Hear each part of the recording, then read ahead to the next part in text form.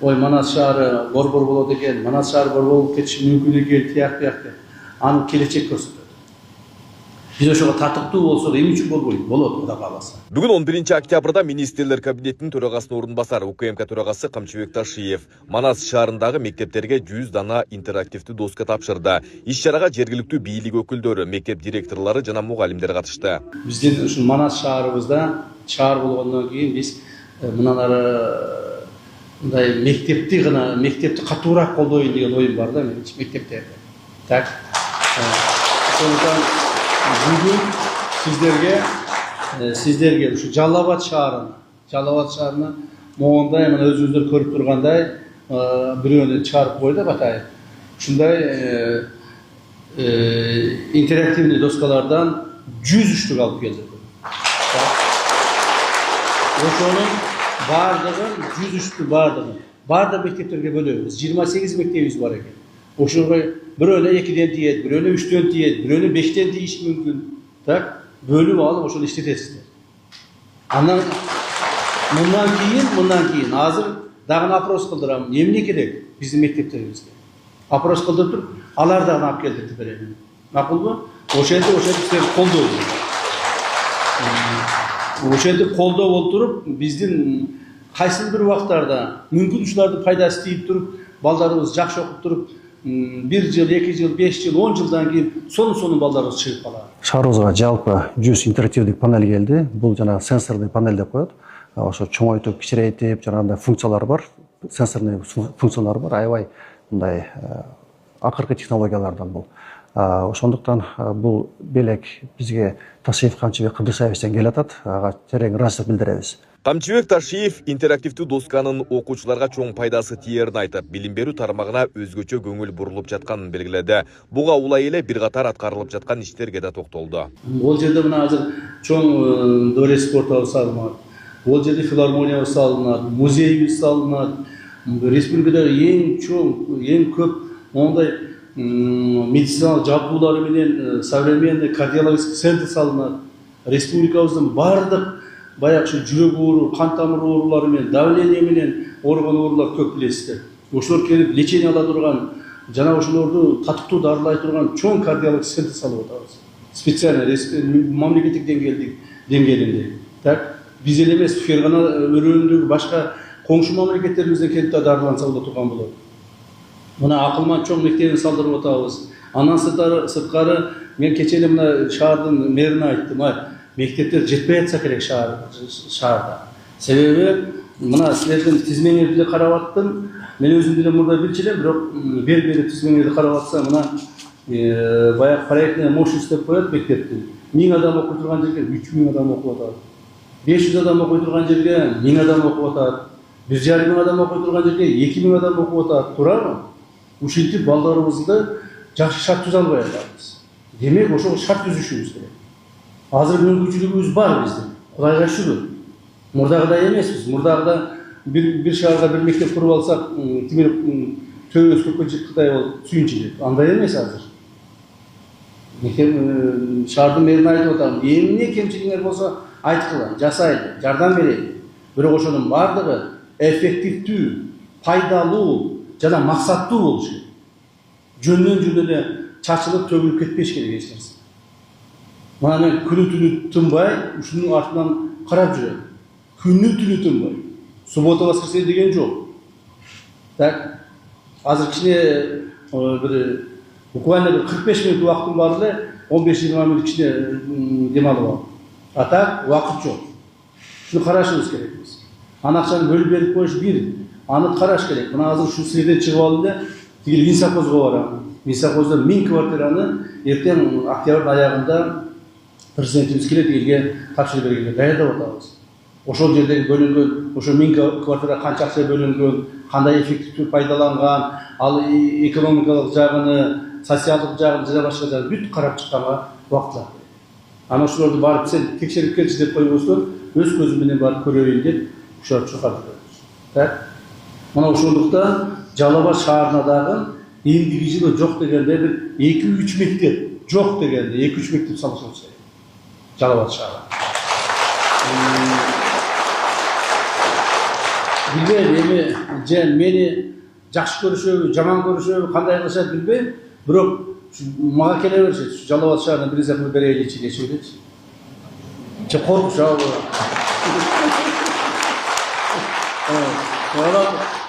Бирөө келип мен Жалал Абад шаарына мектеп салып берет кандай дейсиз? Пожалуйста дедим, мына. Айтып атам. Давай жерди бөлүп бергиле, эртең мектепти баштасын. Салып берсин. Биз бюджеттен акча бөлүп берели баштайлы. Туурабы? Ошонусуңардай бирок эми ошо салынган мектептер, бүгүнкү күндөгү иштеп аткан мектептерде иштеген мугалимдер, ана мугалим ага эжекелер, туурабы? Мугалим ага эжекелер баягы мектеп биз окуганда кана ташиып турчу дейт элеңер го, эсиңердеби? Кана мектептин директорлору тургулачы көрөлү. Так. Рахмат сиздерге, урматтуу мектеп директорлору. Мына бул жерде 20 чакты мектептин директору турат экенсиңер, отуруңуздар. Рахмат сиздерге, чоң рахмат. Мына урматтуу мектеп директорлору, өзүңүздөр баш болуп, мектептин мына мугалимдери жаныңарда коллективде бирге чогуу балдарды тарбия жаатына катуу көңүл бурушубуз керек. Тарбия жаатына. Мурда эгерде мектепте кайсыл бир уруш талаш болуп кетсе, происшествие жандай мындай болуп кеткен болсо бекиткенге аракет кылат. Андай кылбаңыздар. Аны менен биз мектепти оңдой албайбыз. Ошол уруш талаш болуп кетеби, жаман окуучулар чыгабы, же болбосо ушундай жаман окуялар болобу, анын наоборот биз ачыкташыбыз керек деп анын баягы себебин, причинасын алып чыгып туруп, ошону дардашыбыз керек. Дардашыбыз керек. Бул тарбия жагынан. Тарбия болмоюнча эч кандай ийгилик болбойт. Ошондой эле Манас шаарында дагы жаңы 10 мектепке муктаждык бар экендигин айтып, жакынкы 3 жыл ичинде бул маселе чечилерин айтты. 28 мектеп болсо жок дегенде Жалал Абадка дагы бир 10 мектеп керек экенин мен түшүндүм. 10 мектеп болсо, Жалал Абад шаарына дагы бир 10 дополнительный мектеп болсо, мощный бардык баягы столовойлору менен, актовой залдары менен, спорт залдары менен, спорт площадкалары менен, жөнөкөй мурдагыдай ашар-пашар жолдор менен мектеп курбайбыз азыр биз. Курсак стандартный кылып курабыз. Ошентип бир 10 мектеп куруш керек экен, туурабы? Ушуну бир 3 жылда куруп чыгарсак болобу деп мен ойго бөлүп атам. Жылына 3-4 десак, туурабы? Ошондо азыркы силердин класстарда, бир класста 60-тан, 50-дөн, 45-тен окуган адамдар почти жок болуп калат. Эң эле көп болсо 40-тан, 30-дан болуп калат. Туурабы? Ошондо бир аз кичине болсо да регулярдуу кылабыз деген ойдомун. Ошондуктан мына мен ушул сиздер менен жолугуп, маалыматтарды алып, мондай аралагандан кийин өзүмө ушундай ой келди. Манас шаарына Кудай буюрса 10 мектеп курабыз. Мындан сырткары, Жалал Абад шаары Манас шаары болуп өзгөрүшү, Борбор шаардын Манас шаарына көчүрүлүшү тууралуу коомдо айтылып жаткан сөздөргө өзүнүн пикирин билдирди. Жалал Абад шаарыбыз азыр эми Манас шаары болуп которулду, Манас шаары болуп кайрадан аталды. Мен ушул жерде бир эки оюмду айтып кетейин. Шаарга байланыштуу, эгер уруксат берсеңиздер. Себеби дегенде коомчулук тартууду ойлоп, пикирлер айтылат, көпчүлүктө көп ойлор пикирлер айтыла берет, билесиз. Бирок негизинен биз негизги стратегиялык максатты багыт кылып алышыбыз керек да. Көптөгөн адамдарыбыз, жөнөкөй адамдарыбыз, жашоочуларыбыз, жана башкаларыбыз көпчүлүгү түшүнбөшү мүмкүн. Бирок стратегиялык багытты алганыбызда биз Жалал Абад шаарын Манас деп атаганыбыз бул эң туура болот. Себеби бул келечекке багытталган маселе. Туура мен деле ушу өмүр бою ушу Манас шаарында жашап, Манас шаарында, Жалал Абад шаарында жашап, Жалал Абад шаарында чоңоюп, Жалал Абад шаары биздин акылыбызга, эсибизге, денебизге, баары жагыбызга сиңип калган шаар, Жалал Абад деп. Мен деле Жалал Абадты жакшы көрөм, аталышын да жакшы көрөм, башкасын жакшы көрөм.